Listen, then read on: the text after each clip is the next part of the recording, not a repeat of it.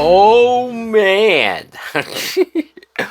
I know that I am here watching these Tyler Perry movies, so I shouldn't have been surprised. I shouldn't be taken aback right now because I'm still doing my Tyler Perry movie watches, and goddamn, this one was wild. Yeah, Britt Baker's getting her squats in, trying to get that Mandy Rose ass. Hey, Brian Danielson. What is up, everybody? My name is Mike Brown, aka Review King MB, and this is The Family That Prays. This is a 2008 film that was produced, written, and directed by Tyler Perry. He also acts in said film, so there's that. Now, the movie starts off with this wedding, and you see Sanaa Lathan. She's getting married to this dude, Chris, and you see the families are coming together, and everything seems hunky dory, all well and good. Cut like 4 or 5 years later, and shit's weird. Like, it takes a while for the actual situation of this movie to get going. For a while, you're just sort of seeing people have these relationships and dynamics and interactions, and you're wondering, where is this all going? And then it quickly becomes apparent that Sanaa Lathan is cheating on her husband with her boss. And it becomes this whole game of sorts of like, well, we can clearly tell. When will the husband find out? And how will this bullshit blow up in everybody's face? I'm not going to say that I like this movie, but I did watch this with some much needed entertainment. I mean, I was laughing, I was hollering, I was saying, oh my god, at every few minutes. I mean, this movie's ridiculous. It is. Am I going to say that the writing's good? No. Am I going to say that the acting's good? I mean, it's not terrible. The acting, like, you have some capable actors here, like Sanaa Lathan. I usually see her in films, and I usually love her as an actress. I think she's great. I think she's gorgeous. This is the first time and only time I have ever seen her in a movie where I've hated her, where I've detested her, where I saw her on screen and she made me clench up in a way where I was like, fuck you, you bitch. Yeah, I've never thought that about her at all. I can clearly see that she probably took this for a chance to do something different and play such a horrible person. I mean, look, the reason why she's not in love with her husband anymore, why she's angry with him, and why she is having this affair, I mean, I'm sure there's a couple of reasons, but the moment when she says that she feels like her husband's been stealing her money, I mean, not stealing like behind her back, but he's been using her money to try to get certain things, other businesses, other investments going, but it never quite works out. And so she's just bitter, right? She's holding all this pent up anger of like, fuck this dude. So she starts having her affair. Okay, fine.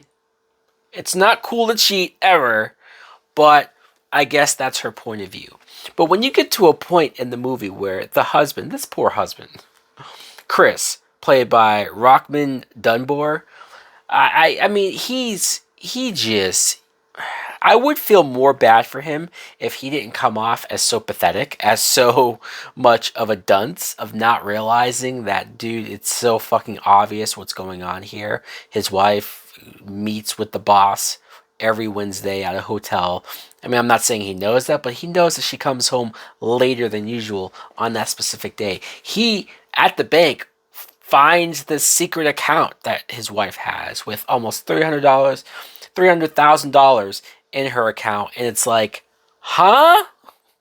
And he just goes, oh, well, I'm sure there's a reasonable explanation for all this.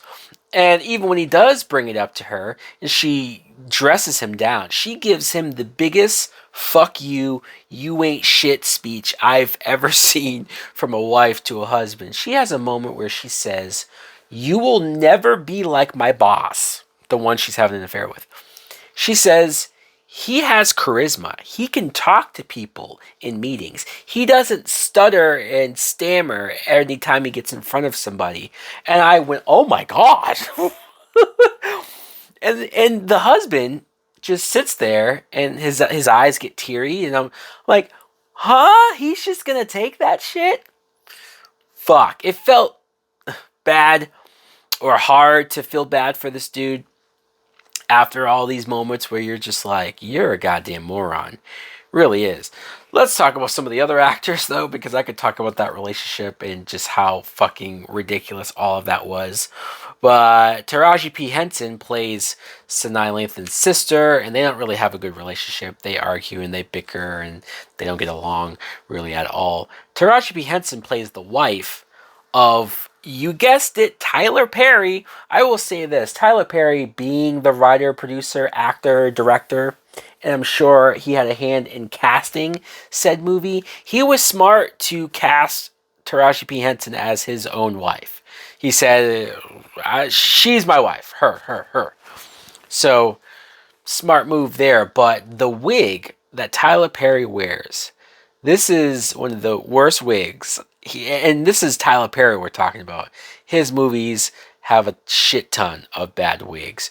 But this one, I mean, this is so cheap looking. Like, dude, you should be able to get a better wig with this budget that and the box office that I'm sure you will end up making here. But because he wasn't the main character, I guess I didn't find him all that annoying. Alfre Woodard plays the mother, and I liked her in this movie as well. She's friends with Kathy Bates. Kathy Bates is like, she's the owner of the business, the same business that Sanaa Lathan works at. And Kathy Bates, there's this side plot of Kathy Bates and Alfre Woodard going off on like a vacation, and they're going out and they're sightseeing and they're exploring and they're driving around the bars and they even end up at a strip club and I'm like, what the fuck is all of this? This is so random. This is so unnecessary. I mean, I like the two actresses, sure. I don't mind watching the scenes on their own, but to cut back to them during all of this seems very odd until you finally find out that Kathy Bates has Alzheimer's, and so she's just sort of like, it's her last sort of trip. It's her last thing to do before shit hits the fan. I'm like, oh, okay, well, I guess there's something to that. Now, Kathy Bates' son, William, the one who Sanaa Lathan is having the affair with, he is played by Cole Hauser. And Cole Hauser is one of those actors that I've seen a few things. I remember him being the villain in Too Fast, Too Furious.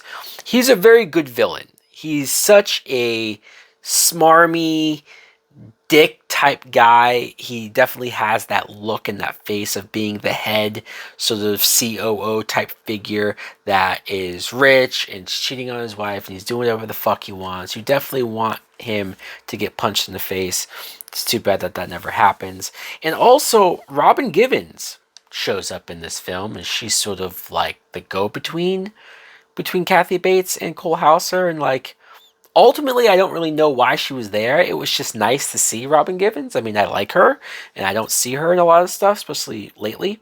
And there's this side character, Nick, this homeless dude that shows up at Alfre Woodard's shop, and they feed him, they feel bad for him. And at first, I was like, what's the point of all this? But when you see the payoff, when you see the ending of this and how they wrap that story into the main story, it's like, all right, dude, Tyler Perry, I know that you're trying something different. I will give him credit for having a plot that did not involve like a struggling single parent or did not involve the goofier type Medea Brown family type bullshit that always surrounds his films. I'm not saying this is good, but at least he did something different, but he also juggled too much. He tried to do this on the side. He tried to like set stuff up in the background, and he thought that the payoff were going to be this ground shaking, earth shattering type deal that we were all going to love. And I just thought it came off as forced and corny, over the top. I'm going to say this movie is fine. It's okay from a writing and all that standpoint. I did, up to a point though, kind of enjoy the over-the-topness, the salaciousness of all this. I don't know what it says about me as a person. I feel like I should not have had that much fun with horrible, horrible characters, but I did. I can't deny it. So, guys, let me know in the comments below if you too saw The Family That Prays. What do you think of it? Is this going to be Tyler Perry's best movie? Oh, God. We shall see. Thanks for watching. Like, comment, subscribe. Later. Time's changing quickly for me and you. The future's come, it's come for you. The moment upon your very eyes, the life around you are hypnotized. I take my 1,144 and spread wide open, light up the floor. The things come fast from here on out. No more delay or benefit of doubt. The prophecies they talk to this time. I've been waiting patiently to bust.